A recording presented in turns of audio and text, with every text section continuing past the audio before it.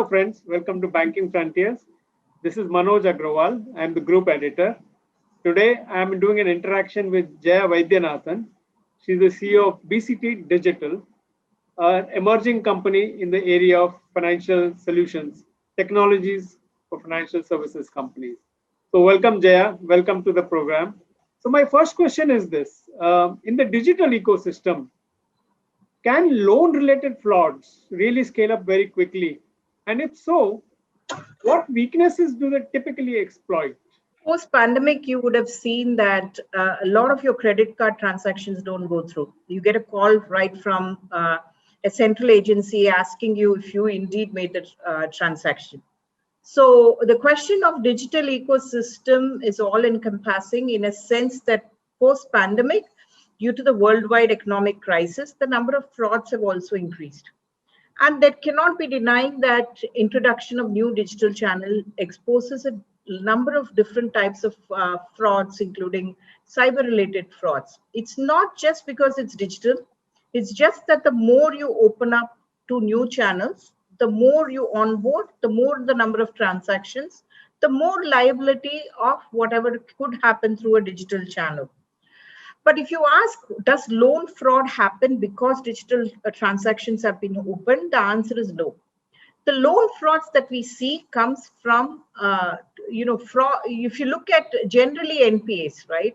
It happens from two reasons. It happens from willingness to pay and ability to pay. So the willingness to pay is what we call as fraud, which is essentially less number of transactions, but the quantum of that particular loan and the bottom line to which it affects a bank are enormous. That is what we call as a loan fraud. As in, you take a loan for a specific purpose, you look at diversion of funds or deployment of funds into several other transactions. So if you ask what is enabled, does the digital ecosystem promote frauds? The answer is probably not. So in terms of the new fraud solution that you've introduced, the latest version, what is new in it? What is something additional that you've brought in? So going back to your introduction, we are a well-established technology company. We use emerging technologies. So that is kind of the play that I would kind of go with. And what we do is, as I explained earlier, the gut feeling of a credit analyst is kind of quantified into a science by the use of modern technologies such as artificial intelligence, machine learning, predictive analytics, to a large extent. So now you may ask the question, how can gut feel be translated into a science? And that too a calculated science, which is the power of the technology that we use. I'll give you an example. When you talk about, I was talking about gut feel in a credit decisioning. So what is a gut feel? Gut feel is saying that I have X number of data points or information in some sorts that comes from observations. Artificial intelligence not only replaces what a human being can do, it also has a presence in areas that a human cannot comprehend. Let me explain with an example. Let's say, as Manoj, you had 3,000 data points to work with. Would you be able to form a decision? You would be confused. Whereas when you look at artificial intelligence, it has the ability to look at huge quantum of data and have a method to the madness, look at pattern formation from it, and then actually kind of tell you, last time this pattern happened, it was a fraud. That's the level to which it will detect. Then what we do is we add a statistical analysis. We have risk scoring engines that will actually tell you, not only is it a fraud, but I'm telling you with 86.3% probability that this is indeed a fraud. So it brings in method to the madness, and it converts a gut feel into something that is industry level, scalable, data point that gives you a score, which makes credit decisioning much faster and more scientific and more repetitive and constant. So there's another thing that is very important, that is having a human value, that is having trust in a solution. So is that also something that all these techniques bring greater amount of trust in the solution for the underwriters, for the management? Anything when you say it's a gut feel, you can't quantify that. when you see patterns and you can actually see that scientifically, that these are the data points that come in, and there is the information or decision science that it gives through, that automatically puts trust in a system. I'll tell you how it works. So let me explain with some examples so that you understand what goes on behind that. So if you were to look at the definition of trust, you would just say consistency. You would have faith in the decision because there is consistency, because there is something that gives you value, because something that provides you the ability to process something more than what meets the eye. Yes, that makes a lot of sense. That's how trust gets built up. But the way your customers have been using your solutions wherever, have they told you about any kind of patterns they're seeing lately in emerging fraud patterns? I think the standard alerts is not just about what customers are saying. Most of whatever the key decision, if you look at typically what do the systems spot, there are certain things that RBI is telling you, these are alerts you must generate, right? So it is not something that we just simply throw in. There is Department of DFS alerts, there are RBI alerts, there are custom bank alerts through all of these decisions. There's a library of about 180 alerts which are generated, which are mandatory from a compliance point of view. I just picked on diversion of funds as an example. Okay. Another thing would be figuring out whether there is stress in a system. So if you kind of like a traditional way of looking at it would be just a core banking or a loan origination system. Simply speaking, in layman's term, let's say that you repeatedly bounce a check, then we would know that you're stressed. But by the time you already have slipped into greater debt and therefore you don't have an ability to pay. The interim phase that he's your customer, if you have the ability to figure out where the stress points are, and then to look at some intervening measures to prevent it from slipping into an NPA, that's the point in which you have maximum benefit. So it's the forward-looking nature of what the solution enables. Forward-looking, preventive, early warning, and there is a bunch of things. It's not ad hoc, but these are all, to a large extent, regulated by RBI, DFS, etc. And plus, in good faith, there are also custom alerts built for different banks. And then we have a superset of what are good practices that you could look at in addition to those things. And we incorporate those alerts into it. So with this new cloud-based solution, what does the customer get more? Is it more scalable? Is it more agile? Is it more cost-effective?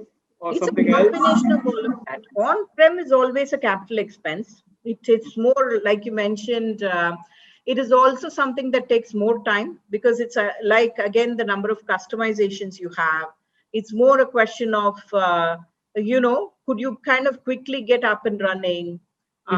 In these kind of instances, let's talk about a smaller bank or a smaller financial institution. That comes under the ambit of an RBI. The penalties could be huge the longer you delay. And if you can get something quick up and running, and I said this is probably the only risk management solution or a compliance solution that is also returns value to a customer as soon as it's built. So let's say you pay X $billion on a particular system. You would get 10x within the time that the solution is implemented. So we would like to call it a compliance solution with an immediate payback. So this entire compliance landscape is a changing thing worldwide. And the fact that you can get releases up to speed very quickly, time to implement goes down. So I can keep listing on the benefits of getting onto a cloud model. But it's just a cheap, let's kind of, in one sentence say cheaper, faster, better, more current, more scalable, and all of that comes with that. For any financial sector solutions, a lot of integration takes place. Every solution seems to be integrated with everything. So what kind of mechanisms does your solution have to integrate easily with core banking system, trading system, anti-money laundering system, whatever it is? Our technology is based on very lightweight integration. We could use the data in that comes from all of these could be inputs into the system. It also, if you look at what is the data that goes into an EWS system, right? It's traditional banking data, like you rightly pointed out, a core banking system, an internal rating system, etc. But it also uses the enormous power of big data. We also used unstructured data. We also used text-based data with OCR recognition capabilities. So we would suck data from all the traditional data sources, also from unstructured data sources, big data sources, and do a bunch of processing and give you the output in any form that you want. It would sit on top of all of your existing investments, take data from it, do its own processing, and integrate with any existing reporting system or workflow system or alert generation system. So that is how you would look at it. Let's talk a little bit about, you talked about artificial intelligence that you have built into the system. Give us a little deep dive into it. For example, can it handle inputs coming in multiple languages? Do you do your own AI development, or do you use AI toolkits from here and there? How do you make sure that your AI is kind of one of the best to do the job that it is required to do? Absolutely. So if you look at artificial intelligence technology today, there is a base version of it, which is more, people use machine learning in its simplest form, which is more a semantic and sentiment analyzer, and then kind of go with it, which would be your base version of it. The advanced ones use neural networks, which is more to replace what a human being can do or cannot do, or replacing some of that. So if you look at our proprietary AI technology, we don't use a lot of open sources and third-party sources. Why? Because we work with financial institutions. And as you know, most of our public sector companies, and we are one of the leading provider of solutions in this space for public sector companies. And as you know, there is a lot of audit with public sector companies on looking at third-party data sources or even open source code. It's just not allowed. So, from a perspective of having inbuilt native code related for our specific things, we use that. For a typical algorithm, there are techniques to analyze and ensure that the output is as per what it should be. With an AI system, is there some way to check that it is working properly and it's not it's not going haywire? Absolutely, because when you look at predictive analytics, that is something that uses the power of past data to predict the future. So it is something that has been time and again the most common methodology in the financial services world. The biggest thing, if you look at it in the pandemic, there was no modeling data to take past data and kind of say, if a COVID-like scenario happened, what will be the loss to the system? Because most often the entire financial industry works on predictive analytics. So it uses the power of past data, draws patterns from it, and takes it fast forward to the future. So does your solution work with a group as a whole? Or does it have to be implemented individually in each company? Let's even take a bank, right? A bank has different types of portfolios.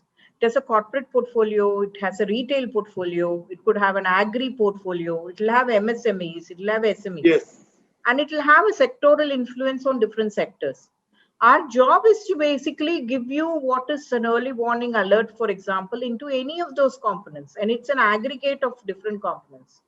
So if you look at the nuances, does it do the same thing for all sectors? No. For corporates, it looks at accounts above, let's say, 5 crores and above, could be a sector. For retail, it will give you a portfolio-wise kind of an overview rather than individual account-based overview. What do you see as the outcome of all this technology? What impact will it have, let's say, on India as a whole, in the lending landscape in India?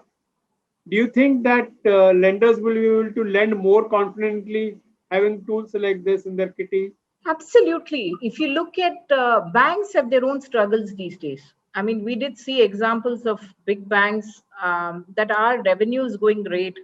They have digital channels going on, but still the technology has failed them at critical junctures.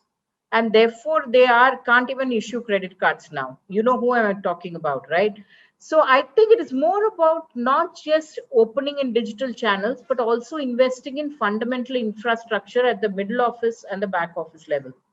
So if banks partner with these kind of like platform players, fintechs, etc., then each one is good at the best at doing what they do. Great. I'm glad to hear that you and people like you are coming up with all these solutions and innovations that will empower the country and the economy and the citizens. So all the best to you, all the best to your team, all the best to the lenders who are using such solutions. And thank you very much for this interview. Thank you very much. Pleasure talking to you as always.